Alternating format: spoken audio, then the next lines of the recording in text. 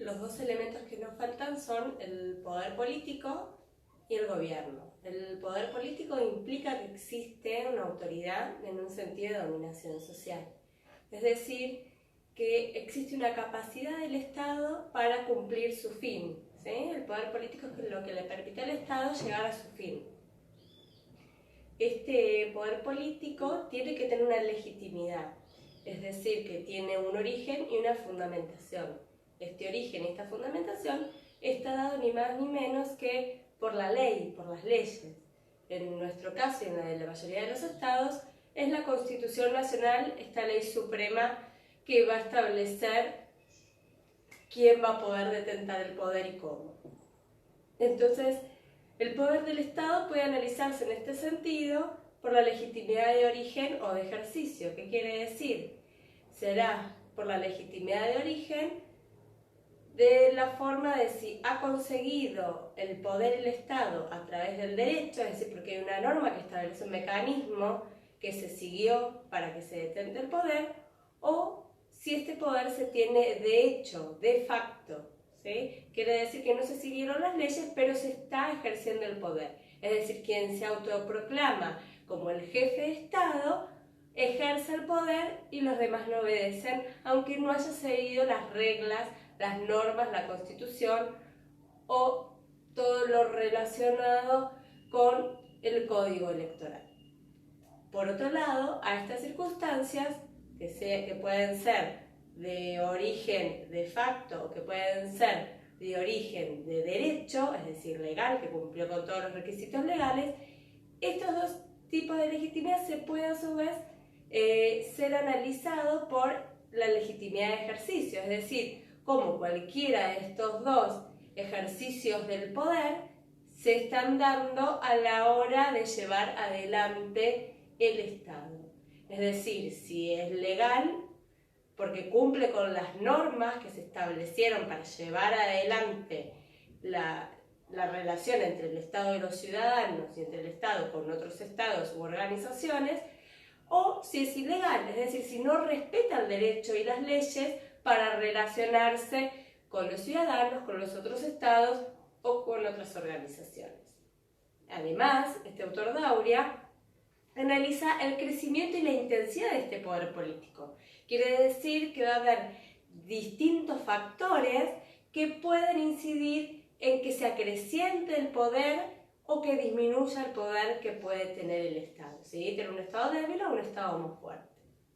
A su vez también analiza la impersonalidad del poder político.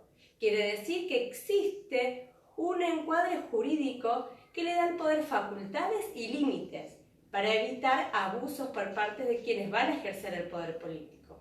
Los hombres que ejercen el poder político deben respetar las leyes y principalmente en nuestro Estado la ley suprema que es la Constitución Nacional. El cuarto elemento y último de los elementos constitutivos es el gobierno. ¿Qué es el gobierno? Son los hombres titulares del poder político, es decir, quienes van a ejercer el poder político sobre la población. Este autor nos va a decir que es importante analizar dentro del gobierno la división de poderes, es decir, si el gobierno tiene o no una división de poderes. Esto es muy importante porque no solamente se refiere a la división de las funciones, que podemos clasificarlas en tres: en la administración, que está encargada del Poder Ejecutivo, en la legislación o creación de leyes, que está en manos del Poder Legislativo, o en la otra función, que es en la de juzgar o sancionar o castigar a quienes incumplen las leyes sancionadas por el Poder Legislativo o decretos del Poder Ejecutivo, que está a cargo del Poder Judicial, es decir, quien juzga o castiga a quienes incumplen con la norma va a ser el Poder Judicial. Otro punto muy importante en la división de poderes es el sistema de pesos y contrapesos, es decir, que la división de poderes no tiene solamente la función de separar las tareas, sino que también de que se controlen entre sí estos tres poderes. Entonces va a establecer una cantidad de normas donde el Poder Ejecutivo podrá controlar al Legislativo y al Judicial, otras en las que el Judicial podrá controlar al Legislativo y al Ejecutivo, y otras en las que el Poder Legislativo analizará o sancionará al Poder Ejecutivo o Judicial. Bien, además, lo que se establece como principio para el gobierno es que existe una prohibición de la delegación, ¿sí? Este es un principio, pero existen algunas excepciones que siempre están establecidas en las normas, como en la Constitución Nacional. Entonces, vamos a seguir con los elementos definitorios del Estado moderno. Estos elementos están clasificados y definidos por el autor Dauri.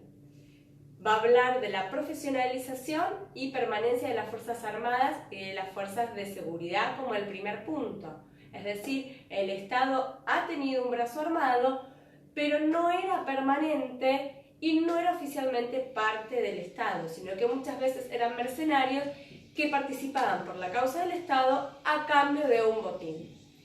Por otro lado, tenemos la burocracia, ¿sí? Aparece la burocracia como un funcionario estable, como funcionario público, con la posibilidad de continuar dentro del Estado más allá del cambio de gobierno. Y además implica una especialización y una posibilidad de hacer carrera, cosa que antes no era imaginable.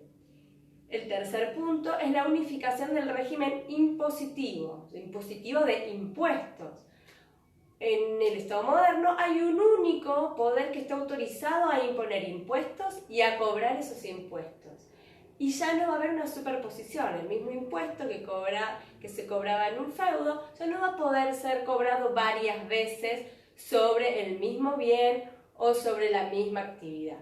Entonces, acá se hace un avance respecto de la situación impositiva. El próximo punto es la sistematización del derecho.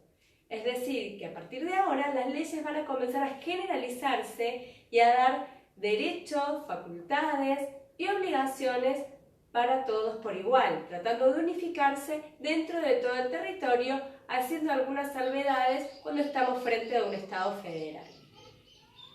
Y el último punto, y el más importante, es el monopolio de la coacción. El monopolio de la coacción lo que hace es hablar de que hoy, a partir de que tenemos un Estado moderno, quien va a detentar la fuerza física y la fuerza sancionatoria económica también, va a estar en manos del Estado. Es decir, que el Estado va a ser el que va a decir y va a decidir a quién le va a delegar esa utilización de la fuerza o ese poder punitivo sancionatorio a la hora de que haya que reprender a algún individuo, o va a establecer la ilegalidad de utilizar la fuerza o el carácter punitivo por parte de los particulares. Es decir, que el gran avance del Estado moderno es que dejamos la ley del talión, del ojo por ojo, diente por diente, para pasar a un Estado regulador de la fuerza que va a decir en qué momento se va a poder aplicar, en qué momento se va a reprimir y en qué ocasiones, es decir, en qué circunstancias concretas esto va a poder suceder.